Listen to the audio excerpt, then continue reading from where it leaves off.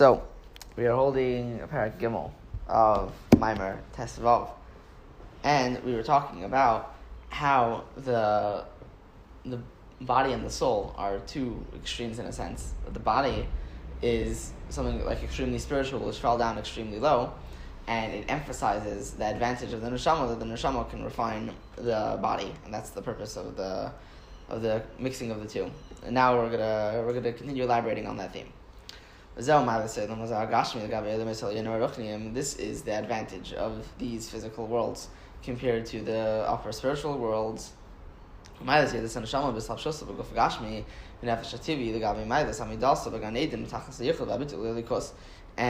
advantage of the neshama descending, being enclosed in a physical body, and a natural soul, because the nefesh alikis is enclosed in a natural soul, relative to its advantage that it had while it was standing in Gan Eden in the ultimate unity and nullification to godliness. As the Alter Rebbe wrote in his Sefer of Tanya. This is actually very, very recently in Tanya. That Hashem desired to have a dir b'tachtenim. He desired to have a dwelling place down here. That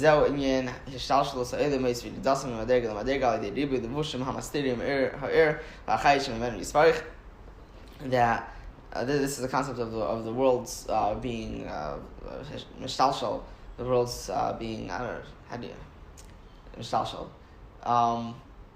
Affected. It's everything one level after another level, going down from level to level through many investments which conceal the light and vitality which come from Hashem. Until this physical and coarse world was created. And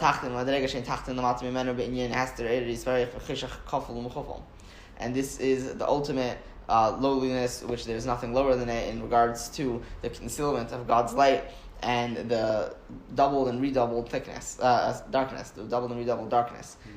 Until you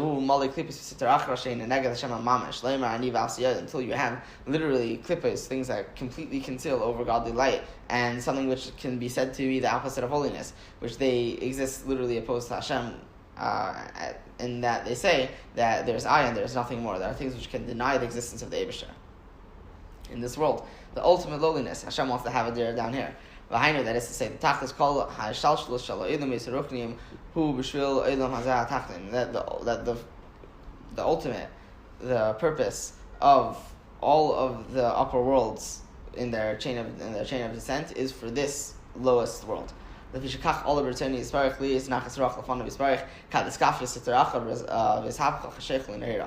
this is what arose in Hashem's will, that he should have pleasure from he should have a restful spirit. I don't know how they're translating it. But he should nachas ruach. He should have nachas from the fact that we bend over the sitra achara to conform to godliness, and that we turn over darkness to light.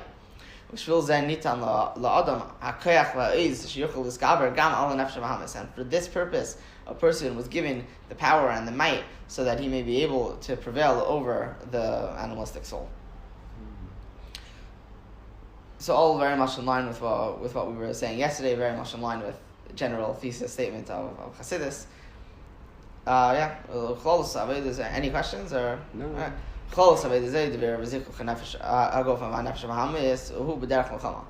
general aveda of refining and purifying the body and the animalistic soul, it's in a way of battle. It's a fight.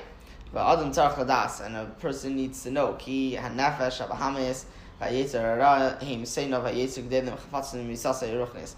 are the ultimate. They are his ultimate enemies. Arch enemies. They're his arch enemies. They're his greatest arch enemies, and they desire his spiritual death. The volume of Their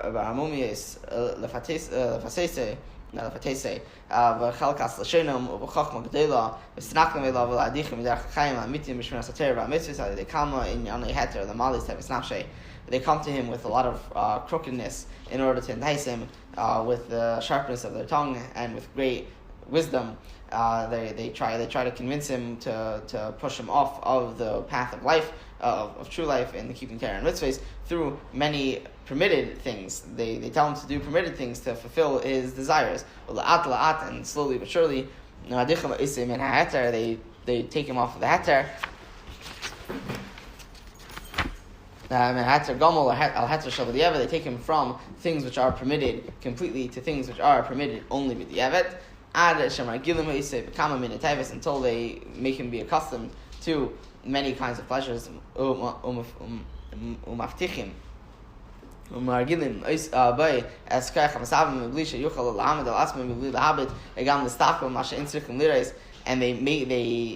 they open up to him. They make him used to his power to desire, without being able to control himself to the point that he can't control himself from looking at, from glancing at, or from staring at that which he is not allowed to see. But ayin re'eh v'alev chemed, and the eye sees and the heart desires.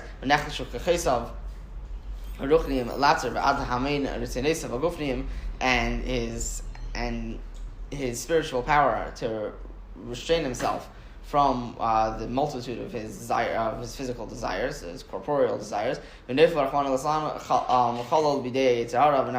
falls dead in the hands of the evil inclination and the animalistic soul.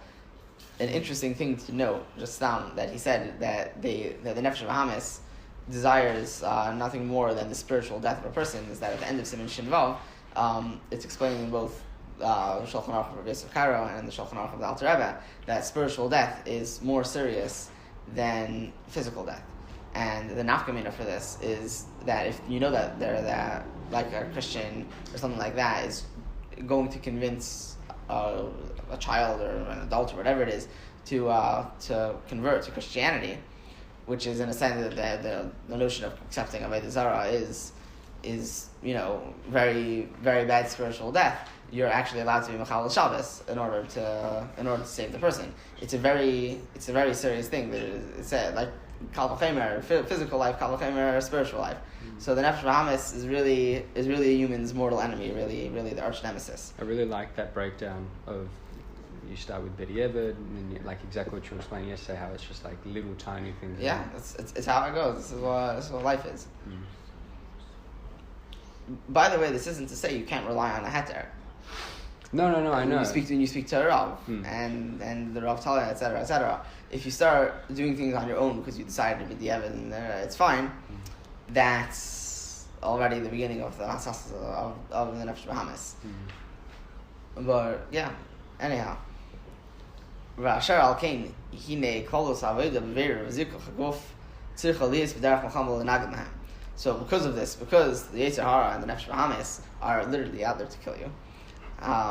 Seeing as that's the case, spiritual death is Kal V'Chomer to physical death. I'm not saying that you need to go and buy a gun in order to take care of the Nefesh Bahamis. I would actually strongly recommend against that. But no. So spiritually, you need to start the avodah of refining and purifying the body needs to be with a fight. You need to fight against them. Anything that the Yetzer Hara says, yes, I want this, you need to say no. And anything the Yetzer Hara says no, you need to say yes.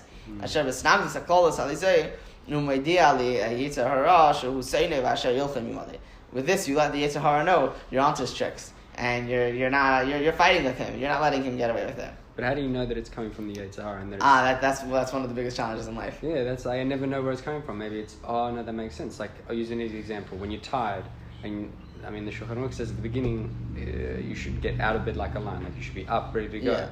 And sometimes when it's early in the morning, my alarm goes off. I'm like, it's so early. It's still dark outside. And how do I know that's not just my body actually just being like, I need to rest? Like, you're really tired. Look, you could only say in so many different ways. Obviously, every case is going to have the exception, and then you have the exception to the exception, whatever it is. But in general, if you got 8 hours of sleep, you're probably good. I never get 8 hours of sleep. You have a kid. If you get 6 hours of sleep, you're probably good. You have a kid. That's a fair point. Yeah, if you get 6 hours of sleep, you could probably get out of bed. If you have something really important to do, you need to get out of bed for that. The notion that it says at the beginning of Shulchan Aruch isn't to say, well, if you feel well rested, then you should get out of bed, because if you feel well rested, it's really only the Yetzer Hara. If you have something important to do, you need to get out of bed. And davening is something important to do. You need to speak to the Eibusher, so you need to get ready for davening. You need to learn Chassidus in the morning. I'm preaching to the choir, because everyone that's over here now is at Chassidus in the morning. But I think of it like, if you ever book in Australia, the earliest time usually that you can fly, especially in Sydney, is 6 a.m. That's the first flight that goes out of Sydney. First flight, like when does it stop before that? I think 10 o'clock at night, because Mascot Airport, where you would have flown into Australia, is in a residential area, so they have noise pollution. Very interesting. Yeah, so 6 a.m. is the first flight, or just before like 5:50. 10 p.m. is when the last flight. Now, obviously, sometimes it goes over. They're not going to say no to a plane. But anyway, that's the general rule. Uh-huh. So if you have a 6 a.m. flight and you're going overseas, you have to be there at like 4 a.m. or whatever, so it's a very early wake up. So whenever I'm really struggling, I always think just pretend you have a flight. No one ever sleeps through a flight. If they've woken up, I mean, it's different if their alarms go off, but if they've woken up, no one's going to go, oh, the $2,000 I spent on my ticket, don't worry about it. It's true. It's valid. Hashtag valid, as they say. So, ba'achas u'metachsisei hamulchama hu asimas lev al inyanim kalei arech. So one of the strategies of the war is that you need to pay attention to all of the little things. Because the war isn't won by having more soldiers or having more weapons. But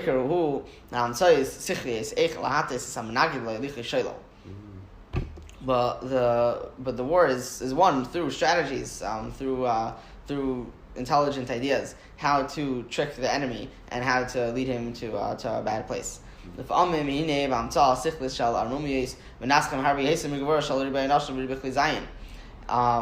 Sometimes you could win a battle with shrewdness much more efficiently than you could with a lot of people, or with the might that comes with a lot of people or a lot of weapons. This is also others with the spiritual battle. That the desires and the averis are the weapons and the might of the Yetzer Hara.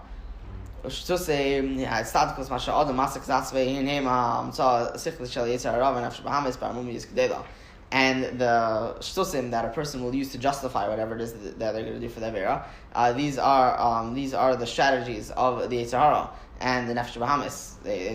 And they make it with extreme shrewdness. That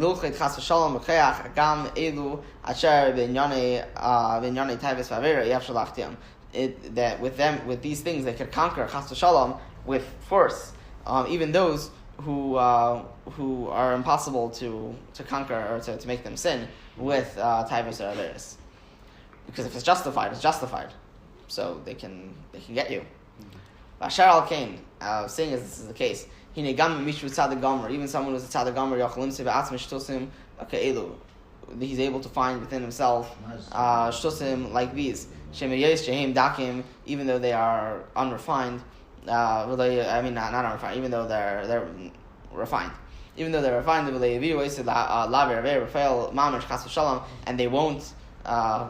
and they won't cause him to do an avera, literally chas v'shalom. Im kol zeh hine chiserenes adakim and gam kin eimnim berumi shel olam regerim dvarim re'emed. Even these refined lackings, they also stand at the height of the world and they cause negative things. Al derech mashal mishalem Torah. Like for example, someone that has learned a lot of Torah. Hine gam im leimid the Shema. Even if he learns the Shema, u'mispalu v'chavanas alev b'tov tam.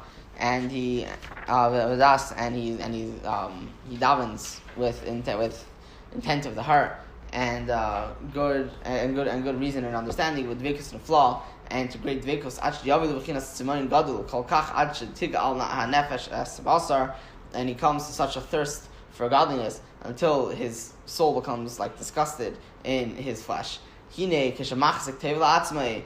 thinks that he's doing something good,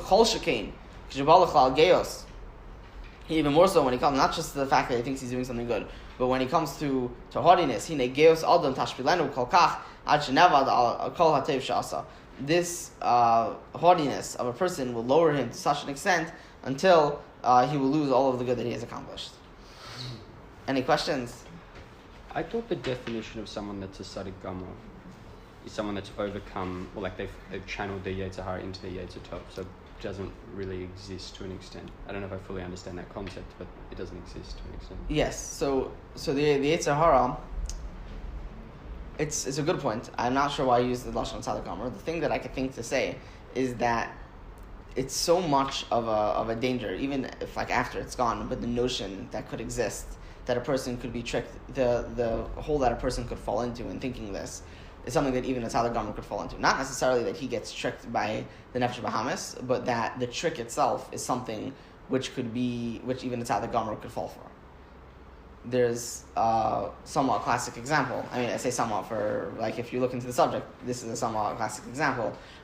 There was a Navi, and his name was Zechariah, and it says that he rebuked the people by the word of Hashem. Hashem told him to rebuke the people. He rebuked the people, and he told them, "What are you doing?" And like, this isn't fitting for you, etc. And the people stoned him to death. It's in Maseches Gittin. There's a classic story that one of the Roman emperors came and he saw there was blood boiling, and he said, "What is it?" And ultimately they told him that it's the blood of Zechariah, that we killed him because he told us that Golos is coming and we didn't listen to him. So he killed a lot of people over that spot. I think like 80,000 people, something like that. And tried to put all of their blood on the blood, and the blood still wouldn't stop boiling until he said, "Do you want me to pasha kill every single Jew and then you'll be appeased?" And then the blood stopped boiling. So the point is why was he unsuccessful? So the Midrash says the reason why he was unsuccessful is because he considered himself better than everyone else. He said he's a Navi, he's the next in line to be Kohen Gadol or something like that. He's the son-in-law of the king. He has a lot of chashivos, and he's on a level where he's not right to all of this, and he's telling the people you should be on a high level too. And he came with that hardiness, and it's not necessarily like his Yetzer Hara convinced him, "Oh, you should be a Baal Gaiva." It's that this notion, it's a notion that a person could fall into. That's just an idea that I'm throwing out. I don't know. I thought about it when I saw it, but I wasn't. So effectively, would I be correct in saying, based on that, like Tzadik Gamur isn't doing things because their Yetzer Hara is pushing them to? They're doing it because they could genuinely just make a mistake, like something's gone wrong and they made a mistake. It's not actually inside of them. Yeah. Okay. I mean, we have all the time with Moshe Rabbeinu that he made this mistake or he made that mistake, and everyone's arguing about which mistake exactly did Moshe Rabbeinu make, because we know that Moshe Rabbeinu did make some mistake, at least at some point in his life, because there's a brisa that says there's machlekes if there are 4 people that didn't ever do anything wrong. How you paskin? I don't know. Maybe in Beis Shammai they paskin, but I don't know if it's really the 4. There was Binyamin, the son of Yaakov. There was Kilov, the son of David, Yishai, David's father. And I'm forgetting the last person. Oh, Amram, the father of Moshe Rabbeinu. Wow, Moshe's father. Okay. But it's a machlekes if they ever did anything wrong. The point is that it's very difficult to mamish make. Sometimes you're just in a situation where you're damned if you do, damned if you don't. I think they say. Yeah. So, it's difficult. Any more questions? I think we're all right. All right. So Kitzur, the Adam Tzarech Ladas Ki Nefesh Bahamas V'Yetzer Hara. Him saying of a nefesh person needs to know that the animalistic soul and the evil inclination are his mortal enemies. And this physical world is the ultimate of Hishalshos, the ultimate of the chain of descent of creation of Avodas. The Hafich Hacheshach Al Er Tzichaliyis B'derech Melchama B'Tzima Slave Gam Al Dvarim Kali Arach. And the Aveda, to turn over the darkness to light, needs to be in a way of battle, with paying attention even to seemingly light things. Avera Taiva, the Avera of a Taiva, and the shtusim of a person justifying himself is more difficult than them. That it's able to cause loss. It's able to cause even those who are lofty in Torah mitzvahs to be lost. Thank you.